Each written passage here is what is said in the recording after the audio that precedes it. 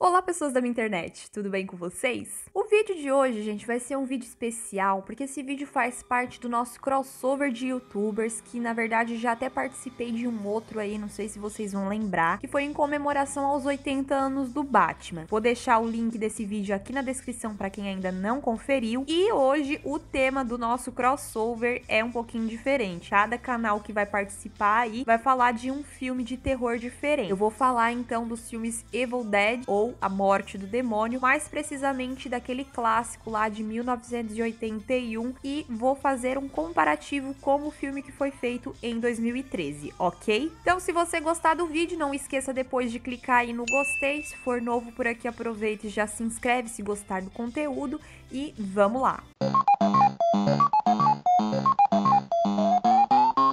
Bom, pessoal, então vamos começar falando do clássico de 1981, um filme de baixíssimo orçamento. Foi dirigido pelo tal aí do Sam Raimi, que pra quem já tá ligado nos Paranauê, é um carinha que ficaria famoso por dirigir grandes filmes como, por exemplo, o Homem-Aranha. E esse filme Evil Dead, que aqui no Brasil foi batizado de Evil Dead Uma Noite Alucinante, porque vocês sabem que brasileiro adora trocar o nome aí dos filmes, né, fazer umas traduções que não tem nada a ver, mas enfim. E este filme teve algumas sequências que foram mais pro lado da comédia trecheira total. Este primeiro filme, na minha opinião, assim, é o que dá mais medo, digamos assim. E nem dá tão medo assim, se a gente for ver hoje em dia. Mas eu, da primeira vez que assisti, me caguei toda. Só pra deixar claro aqui também que eu não vou ficar dando dados técnicos do filme e curiosidades e blá blá blá. É basicamente uma comparação entre os dois filmes, ok? Então, falando um pouquinho sobre a história do filme, 5 jovens, né, 3 caras e 2 meninas,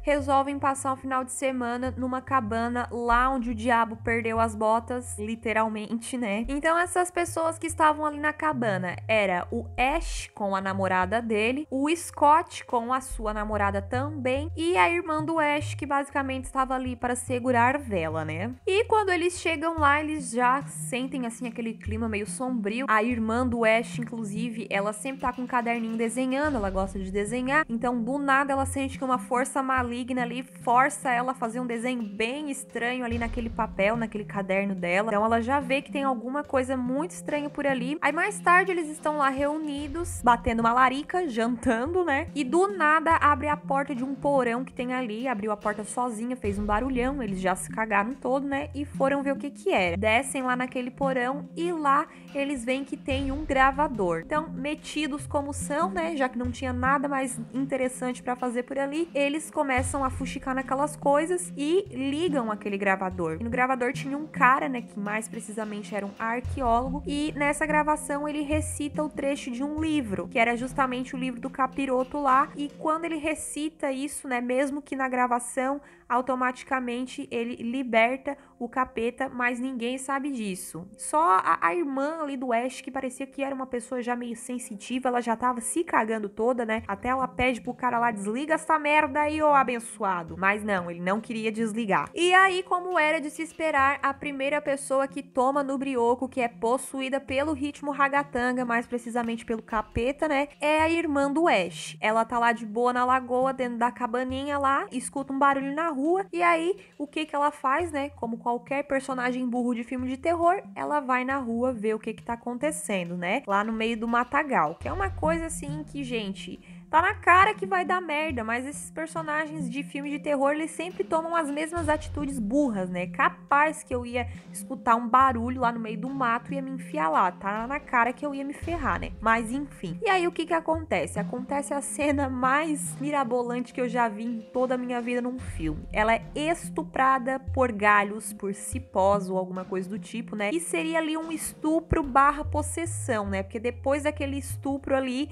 ela acaba ficando possuída pelo capeta mesmo. E aí, quando ela chega lá na cabana, né, contando o que aconteceu, ninguém acredita nela. E ela pede pro irmão dela levá-la pra casa. Só que quando chega lá na ponte, né, porque quando eles estavam vindo pra cabana, eles tiveram que passar por uma ponte toda quebrada, né? E aí, quando ela vai passar pela ponte novamente pra ir pra casa, a ponte está de fato destruída, que obviamente também era obra do capeta, né, não querendo que eles fossem embora. Bom, e aí quando eles voltam pra dentro da cabana, né, já que não tinha outra opção, eles não conseguiam sair por causa da ponte, é aí que o negócio pega fogo. A irmã do Ash fica de fato possuída e começa a atacar todo mundo ali, né? Então eles resolvem prender ela naquele porão. E até tem uma frase que uma das outras meninas ali fala, que ela fala tipo assim: nossa, o que tá acontecendo com o olho dela? Engraçado, né? Que a guria tá com a cara toda estoporada já, né? Que ela já tá com aquela cara de louca, de endemoniada. E a outra vai reparar só no olho dela,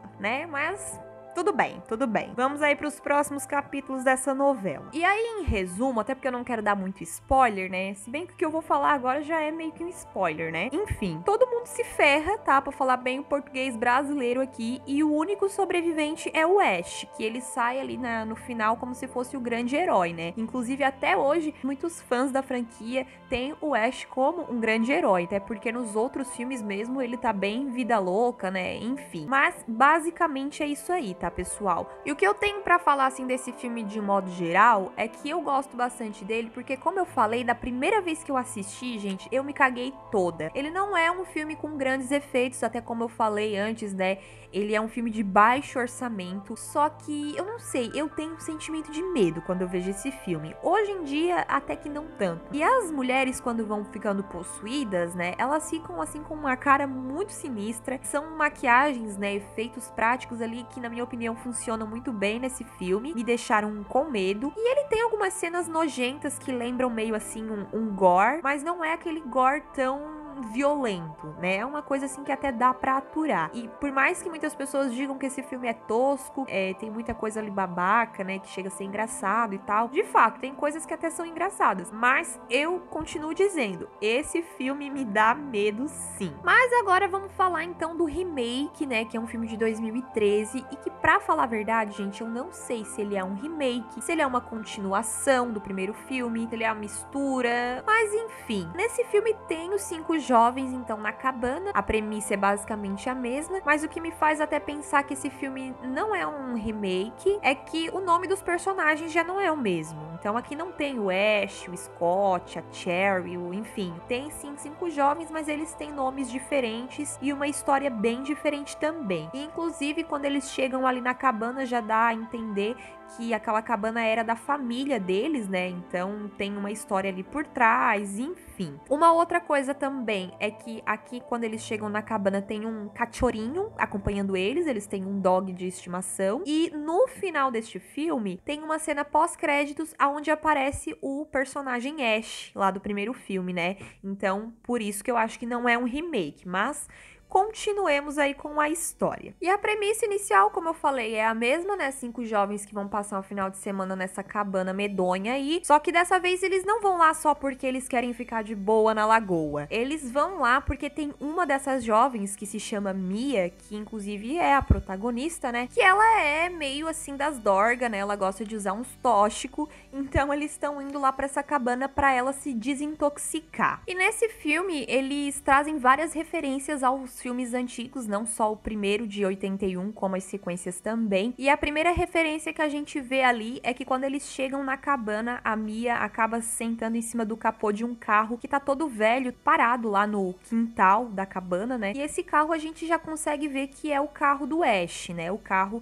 do pessoal lá do primeiro filme. E, inclusive, gente, até uma curiosidade é que esse carro, ele era do Sondheim, né, do diretor do filme, e ele aparece em vários filmes dirigidos por ele. Acho que até no Homem-Aranha já apareceu esse carro, segundo as informações que eu peguei aqui. Então, só uma curiosidade rápida, né, mas voltando aí ao filme, logo em seguida, ali na mesma cena, o irmão da Mia dá um colar pra ela, que até parece esse colar de hippie, sabe? Até parece esse colar que eu tô usando aqui. E esse esquema aí do colar tinha no primeiro filme também, né? Que o Ash dava um colar pra namorada dele, só que a diferença é que o colar lá do primeiro filme era um colar bonitinho, parecia de prata e tal, e esse outro aí tá mais pra colar de gente que vende arte na praia. E aí, pra completar, né, mais uma referência, uma coisa assim que é praticamente igual ao primeiro filme, é que quando eles chegam lá, a Mia também está desenhando, igual a moça lá do primeiro filme, né? Então ela tá desenhando e acontece exatamente a mesma coisa. Uma força maligna força ela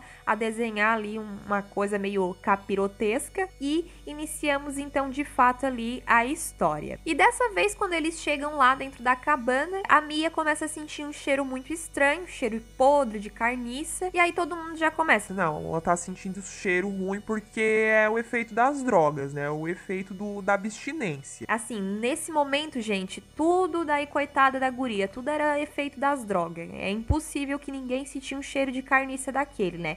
Porque eles acabam descobrindo ali o porão, e aí quando eles entram lá no porão, eles veem que tem um monte de carniça mesmo de gato, um monte de gato pendurado, gato morto lá, né? E ali naquele porão já tem um monte de coisa sinistra também além disso, né? E tem o livro, o mesmo livro do primeiro filme. Livro este, inclusive, que tava todo acorrentado, enfim. O visual do livro dizia: não me abra porque eu não presto. Aí tinha um cara, que o nome dele era Eric, que inclusive ele parece o Salsicha do Scooby-Doo, que ele vai, abre o livro e começa a ler as coisas que estão lá. É aí que o capeta se liberta, né? Então, neste filme não tem esse esquema do gravador. É o Salsicha do Scooby-Doo que acaba libertando o capeta mesmo. Que eu acho até que isso aí deve ser uma referência ao Scooby-Doo. Porque o Scooby-Doo, no desenho, eles também caçam monstros, né? E o cara parecia o Salsicha, então deve ser isso aí. Não. E aí, depois que o capeta está liberto, tem mais uma cena, né, que é tipo a cena do primeiro filme, que é a cena do estupro com cipó, porque não é sempre que um cipó estupra uma pessoa, então eles tinham que colocar essa cena no filme também, né? E a felizarda desta vez é a Mia, a personagem principal ali, a drogadinha. Então, como era de se esperar, quando acontece isso com ela, ninguém acredita mais uma vez, porque todo mundo acha que é a alucinação da cabeça dela. E aí, o Salsicha do Scooby-Doo dá uma olhadinha no livro e vê que no livro tem uma ilustração igualzinha aquilo que ela falou ali, né, de cipó, de galhos entrando nas pessoas, né, aquela coisa toda. Então ele fica pensando: tem alguma coisa estranha aí, eu acho que ela tá falando a verdade. E depois, gente, que ela tá ali na cabana, ela já tá possuída, e ela vai tomar um banho, só que ela tá demorando muito no banho, e eles conseguem ver que tem alguma coisa errada, porque tá fazendo um barulho estranho. Eles vão ver, ela tinha colocado o chuveiro fervendo, né, na água quente, e ela tava meio que querendo se queimar, né, com a água. Então, eles conseguem salvar ela a tempo e tal. E aí, novamente, o Scooby-Doo lá, né, que é o personagem Eric, olha e tem aquilo ali no livro também. Aí ele fala: não, peraí, tem coisa errada, né, vou alertar meus amiguinhos. Ele até fala pro pessoal, mas ninguém acredita nele, né, só que aí já é tarde, porque daí o capeta tá solto, e aí o irmão dela tenta levá-la para casa, mas quando chega lá na ponte, não tem mais ponte. Então é mais uma coisa ali parecida com o primeiro filme, né? Então eles são obrigados a ficar ali na cabana. E acontece algo ali parecido com o primeiro filme, eles acabam trancando ela lá no porão também, né? Bom, e aí, como eu falei, né, o capiroto tá solto, ele começa ali a meio que encarnar em todo mundo, tenta matar as pessoas, e no decorrer do filme aí vai acontecendo algumas coisas que servem até como referência lá pro primeiro filme, até pro segundo, né? E todas essas cenas, gente, com muito sangue, tá? Muito sangue mesmo, muito gore, muita coisa nojenta. E, assim, só pra finalizar a história, eu não quero dar spoiler caso vocês não tenham assistido, mas este filme, ele tem um final um pouquinho diferente do primeiro filme, tá? E assim, eu até vou arriscar dizer que nesse filme, a pessoa que todo mundo achou que ia ser a primeira a morrer foi a pessoa que acabou se tornando a estrela ali, o herói, né? Porque lá no primeiro filme o herói era o Ash, e nesse filme tem um outro herói, digamos assim, que eu não vou falar quem é, mas assistam aí porque eu recomendo esse filme, tá? Eu gostei bastante desse filme aí, que como eu falei, não sei se é remake, o que que é. Eu sei que muitas pessoas às vezes têm resistência com remakes, e eu inclusive também sou uma pessoa que não gosto muito de remakes. Inclusive quando saiu o remake do Cemitério Maldito, que é aquele filme lá inspirado na história do Stephen King, eu falei mal do remake porque eu não gostei e fui xingada nos comentários, tá? Já esse remake aqui do Evil Dead, né, A Morte do Demônio, eu gostei, tá, pessoal? Só que o que eu tenho a falar, assim, que este filme, ele é mais pra quem gosta de gore, pra quem gosta de sangue. Tem algumas cenas, assim, que dá uma certa aflição. Por exemplo, tem uma cena que tem uma pessoa que ela vai querer cortar o próprio braço. Então tem algumas cenas, assim, que no outro filme eram feitas com um efeito prático e dava um pouquinho de nojo também, mas aqui o negócio é mais pesado, tá? Ele é um negócio assim meio jogos mortais, tem até chuva de sangue pra vocês terem uma noção, e enquanto assim a maquiagem, os efeitos práticos, tem maquiagens muito boas também. Só que esse filme não me dá tanto medo igual o filme original. Tipo, as maquiagens do filme original, ao mesmo tempo que são tão toscas, elas me dão tanto medo, gente, eu não sei explicar. Eu acho que é porque eu gosto, assim, de coisas mais antigas e as coisas mais antigas também me dão mais medo. Esse filme, por ser um filme mais moderno, não me deu tanto medo, mas eu gostei dele, até pelo tanto de referência que tem nos outros filmes, enfim. E as atuações eu também achei legal. Outra coisa que eu achei legal foi esse lance ali, né, da menina ser drogada, ninguém acreditar nela e tal. Eu achei legal, achei diferente. Então, gente, basicamente é isso que eu tenho pra falar sobre o nosso crossover. Eu quero que vocês continuem agora com meu amigo Iago, lá do Caçador Escute. O vídeo dele vai ao ar um dia depois do lançamento aqui do meu vídeo e ele vai falar sobre o filme A Bruxa. Então eu vou deixar o link do canal dele aqui na descrição, na verdade eu sempre deixo porque ele já é um parceiro aqui do canal, né? E vou deixar também o link dos outros canais que vão participar desse crossover para vocês assistirem os vídeos aí, ok? Então é isso, pessoal, espero que vocês tenham gostado. Eu vou ficando por aqui. Tchau, tchau e até a próxima.